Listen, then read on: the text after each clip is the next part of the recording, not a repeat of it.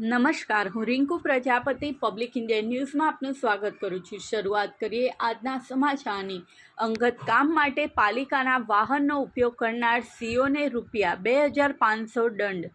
વિદ્યાનગર નગરપાલિકાના ચીફ ઓફિસરની દેવગઢ બારિયા ખાતે બદલી થતાં ચીફ ઓફિસર પાલિકાના વાહનનો દુરુપયોગ કરીને ઘરવખરી લઈ જવાતા વિવાદનો મધપૂડો છંછેડાયો હતો। ત્યારે ફરિયાદના પગલે સોજિત્રાના નવા નિમાયેલા ચીફ ઓફિસરે શિસ્ત ભંગનો કોડો વીજીને પાલિકાના ઠરાવ મુજબ ₹2500 દંડ ફટકાર્યો હતો।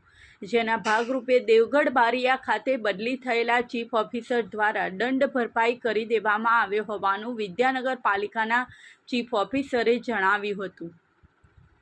પ્રાપ્ત માહિતી અનુસાર રાજ્ય સરકારે વિદ્યાનગર નગરપાલિકામાં ફરજ બજાવતા ચીફ ઓફિસર વૈશાલીબેન નીનામાની દેવગઢ બારિયા ખાતે બદલીનો આદેશ કર્યો હતો। ત્યારે વિદ્યાનગર નગરપાલિકા ખાતે ચીફ ઓફિસર તરીકે સોજિત્રાના ચીફ ઓફિસર નીલમબેન રાઠોડની બદલી કરવામાં આવી હતી।